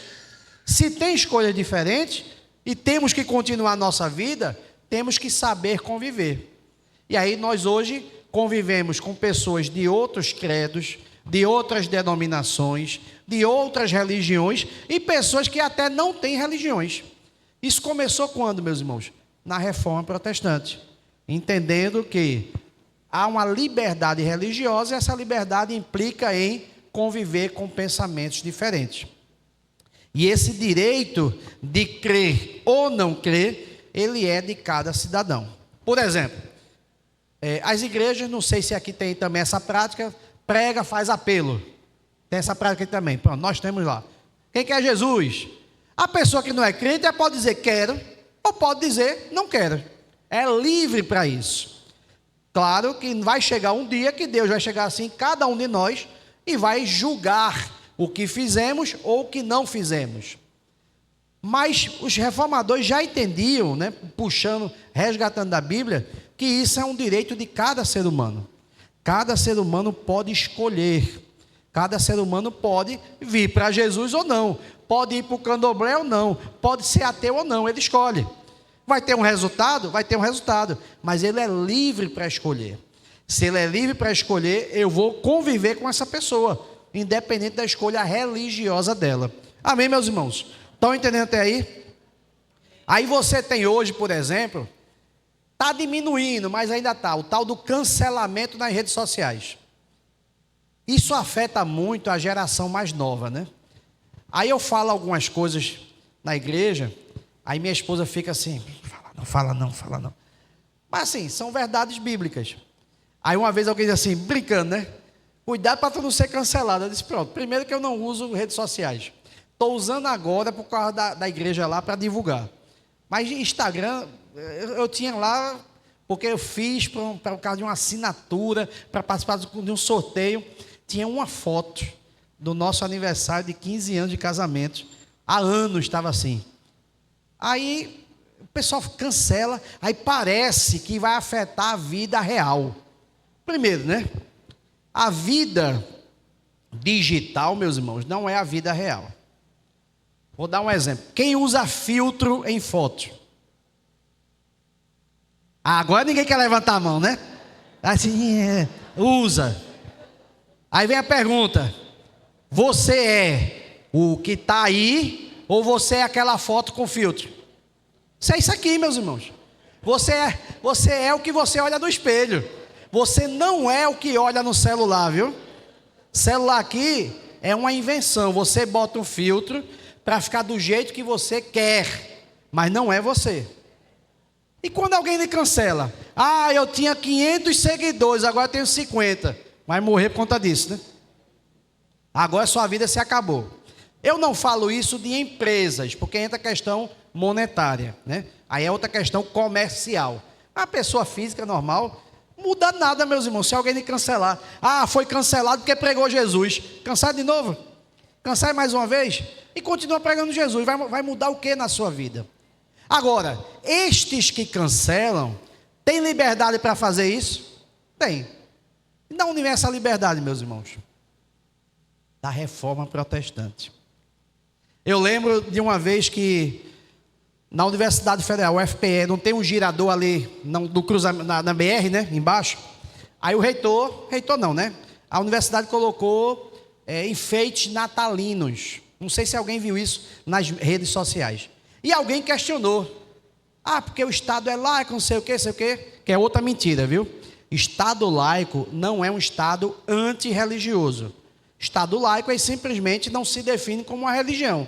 Então, cada um pode exercer sua religião e o Estado não deve ser contra nem a favor. Isso é o Estado laico. Ah, porque o Estado é laico, não pode ter símbolos religiosos. Assim disse a estudante. Aí o reitor respondeu com classe, mandando ela estudar a origem das universidades. Não sei se vocês sabem, mas as universidades surgem com a reforma protestante. Oxford, quem já ouviu falar? Congregacionais fundaram Oxford. São crentes, meus irmãos, que lá atrás... Por quê? O ensino superior só era dentro da Igreja Católica. Para você ter uma formação superior, tinha que ir para o mosteiro, alguma coisa da igreja. Vem os reformadores. Não tem mais agora aquela escola católica. Vai fazer o quê? Fundar as nossas escolas. E começaram a fundar as suas universidades e as suas faculdades. As universidades vêm diretamente da reforma protestante. Aí chega alguém e diz, não pode. Mas pense na história. E outra, o Brasil, a sua maioria é cristã. Se você está lá colocando enfeite natalino, está atendendo a maioria e não atendendo a minoria, né? Que hoje tudo é minoria. Por mais que tenha numericamente mais, mas é minoria. Mas observe, esse pessoal que cancela está usando de uma liberdade que veio da reforma. Aí você prega o evangelho, a pessoa quer lhe cancelar porque falou de Jesus. Esquece que você fala de Jesus e essa pessoa pode ser contrária por conta da reforma protestante. Porque essa pessoa que hoje cancela, se ela vivesse na época da Igreja Católica, ela não podia falar nada contra. Por mais que ela pensasse contrário, porque ela podia ser chamada de herege, ir para uma fogueira, morrer afogada, ser preso, ser desmembrada. Hoje gozamos de liberdade de pensamento. Podemos dar opinião, mesmo que essa opinião seja uma bobagem, né? O que mais tem nas redes sociais é bobagem, viu, meus irmãos? 90% é lixo, é bobagem. Você vê lá o caba que faz um vídeo se jogando numa banheira cheia de Nutella, a visualização vai lá para cima. Eita, coisa boa, vou dar um like aqui. Aí eu não tenho tempo para ler a Bíblia, porque eu estou vendo o caba se jogando na banheira de Nutella. Aí um pregador disse assim, olha, as redes sociais serão um argumento de Deus para lhe mostrar que você tinha tempo de orar e ler a Bíblia. Então ninguém vai chegar diante do Senhor e dizer, Senhor, eu não tive tempo de orar, eu não tive tempo de ler a Bíblia. Teve não? Teve, né? A gente escolhe outras coisas, mas isso é outra informação. Então a liberdade religiosa, a liberdade de pensamento, vem justamente com a reforma protestante. E essa ideia, meus irmãos, de tolerância, ela vai sendo construída aos poucos, a ponto de que, mais para frente, a Europa começa a conviver de forma pacífica. Lembrando que alguns pontos, algumas cidades, ou alguns países, como foi o caso da Irlanda, ainda continuou com guerras até século passado. Como está hoje a igreja, então? Passa aí, por favor. Para a gente fechar com esse ponto. A igreja pós-reforma, né, até os dias atuais. Pode passar. Aí tem esses 4 pontos aí que a gente vai fechar hoje. Então, se você tem uma diversidade religiosa, surgem complicações. E o Estado, ele é responsável por manter a ordem. E uma das formas de manter a ordem é essa lei aí, 11.635, que ela prevê 2 coisas. Primeiro, a liberdade de religião. No Brasil, todos somos livres para escolher a religião, ou não escolher. Eu posso ser ateu, ou posso crer em Deus e não exercer religião nenhuma, como tem muita gente assim hoje. Há uma liberdade religiosa, Estou falando da lei. Na prática, a gente sabe que tem algumas situações, né? Mas a lei reza isso. E a igreja e Estado no Brasil são separados, né? A gente diz que o Estado é laico, justamente por isso. Então, na legislação brasileira, por permitir religiões distintas, proíbe a intolerância. O que é intolerância, meus irmãos? Não é pensar diferente. Intolerância é você agir com discriminação, com violência, com xingamentos. Aí você cai no crime. E você olha para a Bíblia, meus irmãos, não precisa disso para você pregar o evangelho, né? Para você dizer que Deus é o Senhor de todas as coisas. Mas, no Brasil, isso é crime. E os nossos protestantes hoje? Infelizmente, nós temos um grupo, ou alguns protestantes, que cometem os mesmos erros da Igreja Católica. Por exemplo, você já viu alguém, vamos pegar primeiro no nosso meio, alguém protestante, alguém evangélico, dizer, olha, a minha está certa e aquela está errada. Já viu isso? Não, porque nós somos batistas. Aí, vou dar um exemplo, viu? Aí eu sou batista e digo, olha, presbiteriano está errado. Não, aquele ali, a Assembleia de Deus está errado. Só está certo o batista. Já escutaram isso da boca de algum crente? Eu já escutei um bocado. Aí vem a pergunta, meus irmãos, está certo ou errado? Hein? Está errado. Agora, eu posso discordar daquele ponto de vista, daquela denominação? Posso. Por exemplo, batistério. Tem batistério? É aqui, né? Pronto. Tem um batistério aqui, como é que a gente faz o batismo? Mergulha a pessoa na água, né? Aí eu fui num batismo, meus irmãos, minha irmã, meu cunhado, são presbiterianos. Vamos lá, vai ter o batismo do meu cunhado, vamos. Aí o pastor chamou, eles ficaram assim na frente. Aí o pastor foi lá batizar, pluft, pluft, pluft. Já terminou o batismo? Já. É um punhadinho de água e acabou-se. Discordo, porque nós batistas temos uma questão histórica, temos razões bíblicas para entender que é mergulhando. Mas eu vou dizer, não são crentes, eu vou dizer que não vão para o céu, eu vou começar a xingar porque usam um pouquinho de água. Não, meus irmãos, é a forma deles, eles têm as razões deles, mas nós temos as nossas razões. Agora, se uma igreja diz assim, olha, Jesus é um homem comum, não era Deus não. Opa, aí é uma discordância maior, eu nem considero como crente, porque Jesus Cristo é Deus, é o nosso Senhor. Mas mesmo assim, eu vou sair na lapada com uma pessoa dessa? Não, vou tentar convencer a pessoa de que Jesus é o Senhor. Lembra do texto de Judas que nós lemos? Temos que ensinar isso, temos que convencer a pessoa. E convencer, meus irmãos, não é na tapa não, é no argumento. Nós lutamos, por exemplo, lá atrás contra relíquias. Isso aqui é uma lasquinha da cruz de Cristo. Essa água, leite de Maria. Aí hoje tem rosa ungida, né? Hoje tem pedacinho do céu, que se você tem uma oferta, você tem abre a porta lá do céu. Os mesmos erros que a Igreja Católica cometeu, uma parte dos protestantes tem cometido, meus irmãos. Tem errado da mesma forma. Ah, não, porque a Igreja Católica é muito rica.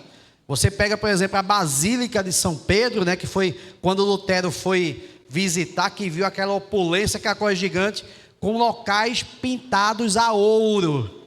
É um negócio demais. Aí tem igreja evangélica desse mesmo nível hoje. Espera aí, combateu isso lá atrás, está fazendo a mesma coisa? Tem uma parte, né, não são todos, que cometem os mesmos erros da Igreja Católica. Ah, mas ali fulano não pensa como eu, é herege. Fazia assim a Igreja Católica, faz hoje alguns protestantes.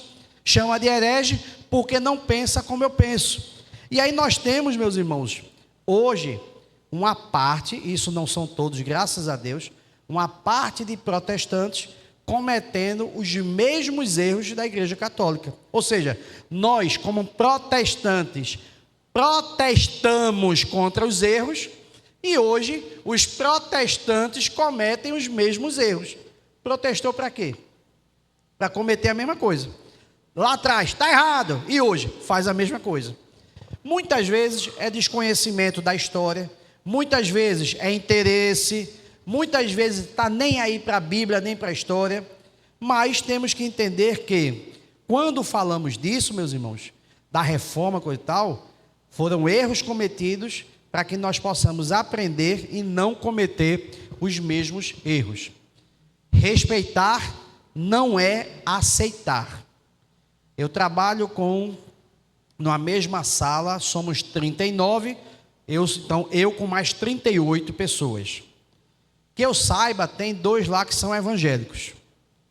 Tem outros lá que são de umas igrejas esquisitas, né? Se diz evangélico, mas as mulheres lá vão para a balada com a roupa, eu disse, não, essa mulher não é evangélica não.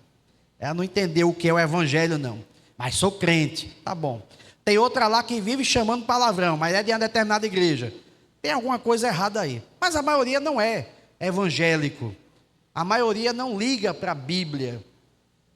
Eu posso, meus irmãos, discordar do posicionamento, discordar do pensamento, mas eu tenho que respeitar todos como colegas de trabalho. Tenho que respeitar o chefe como chefe. Ah, meu chefe é ateu. É meu chefe. Não importa. Ah, meu chefe é da macumba, do candomblé, é do espiritismo. É meu chefe. Um dos meus melhores amigos de banco, né? Quando eu digo banco é onde eu trabalho, de vivência, ele é espírita. Eu consigo conversar mais de Bíblia com ele do que com esses crentes esquisitos. Veja como é as coisas. Tá assim, claro, discordo com ele, não estou dizendo que porque eu converso de Bíblia com ele, que agora ele vai para o céu mesmo. Não. Claro que eu estou também com aquele interesse de mostrar a verdade bíblica. Mas eu consigo ter uma conversa sadia, saudável. De vez em quando a gente se discorda, no final aperta a mão, cada um vai para a sua sala, e a gente convive isso há anos já. Vamos ali tomar um café? Vamos. Aí às vezes é uma coisa que a gente concorda, às vezes é uma coisa que discorda, mas não deixa de ir tomar um café junto. Por quê? Nós nos respeitamos, mas em muitos pontos não aceitamos a posição do outro. Dá para fazer isso? Dá. Dá para conviver com pessoas assim? Dá. Isso é intolerância? Não. Eu não estou sendo intolerante porque eu discordo. Cuidado para não cair na pala do pessoal de mídia, viu, meus irmãos? De redes sociais. Discordar não é aceitar. Discordar não é ser intolerante. É a forma que você fala, com agressão, por exemplo, quando você discrimina, e o que eu já falei. E por fim, o ensino bíblico, meus irmãos. Eu vou ler algumas passagens aqui. Mateus 7,12 diz assim: portanto, tudo que vocês querem que os outros façam a vocês, façam também vocês a eles, porque essa é a lei e os profetas. Quer ser respeitado? Respeite. Quer ser tratado com educação? Trate com educação. Quer que respeitem que você é crente? Respeite o outro que é ateu, que é macumbeiro, que é espírita.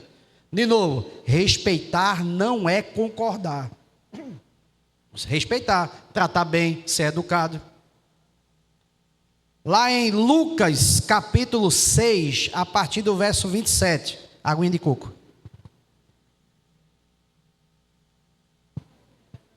Para molhar a garganta. Lucas 6, 27 diz assim: Digo, porém, a vocês que me ouvem, amem seus inimigos. A gente está falando de colega de trabalho que eu tenho vivido. Inimigo, meus irmãos, veja. Amem seus inimigos. Façam bem aos que odeiam vocês. Espera aí, eu tenho que amar o inimigo, fazer o bem a quem me odeia, e eu não posso conviver com alguém que pensa diferente. Façam bem aos que odeiam vocês. 28. Abençoem aquele que os amaldiçoam. Orem pelos que maltratam vocês. Jesus falando: se alguém me maltrata, eu vou orar por ele. Se alguém me amaldiçoa, eu abençoo. Aí tem crente que quer descontar, como a gente diz no popular, né? Não, meus irmãos, a Bíblia aqui está clara. 31. Façam aos outros o mesmo que vocês querem que eles façam a vocês. Quem quer aqui levar uma tapa na cara? Ninguém, né? Então não dê. Quem quer aqui chegar no trabalho, em casa, e receber um xingamento? Ninguém. Também não chegue xingando. Quem quer aqui gosta de ser ofendido? Ninguém. Também não ofenda. 31. Façam aos outros o mesmo que vocês querem que eles façam a vocês. Se vocês amam aqueles que os amam, que recompensa terão? Porque até os pecadores amam aqueles que os amam. 35. Vocês, porém, amem os seus inimigos. Façam o bem e emprestem, sem esperar nada em troca. Vocês terão grande recompensa e serão filhos do Altíssimo, pois Ele é bondoso até para os ingratos e maus. 36. Sejam misericordiosos, porque também é misericordioso o Pai de vocês. Lucas capítulo 6. Meus irmãos, aos que não seguem Jesus, devemos pregar, devemos amar, devemos respeitar, mas devemos mostrar o verdadeiro caminho. Não é porque eu respeito que eu não vou falar as verdades bíblicas. Não é porque eu convivo que eu não vou falar. Está errado. Colega lá que é casado e tem as suas saidinhas. Está errado. Outro dia um colega veio dizer, não tem experiência, que eu fui casado 3 vezes. Deus... Disse, não, você tem experiência como dá errado. Em 16 anos você casou 3 vezes. 16 anos eu estou com 1 casamento. Você não tem experiência de casamento. Não venha dizer que está certo, não.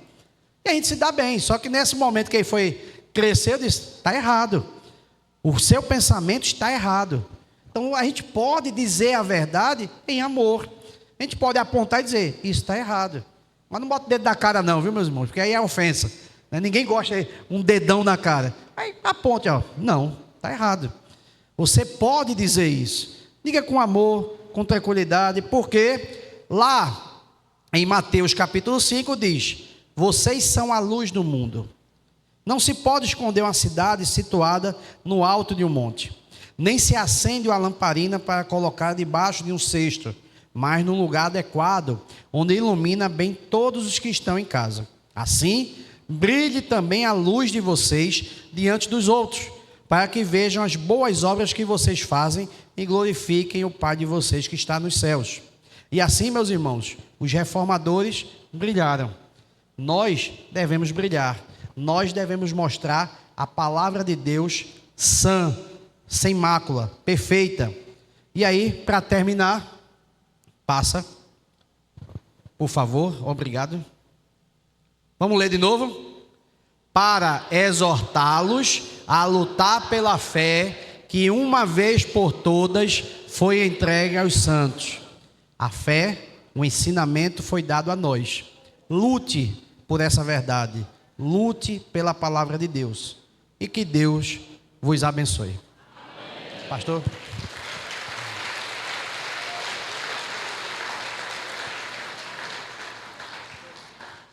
Deus abençoe. Amém.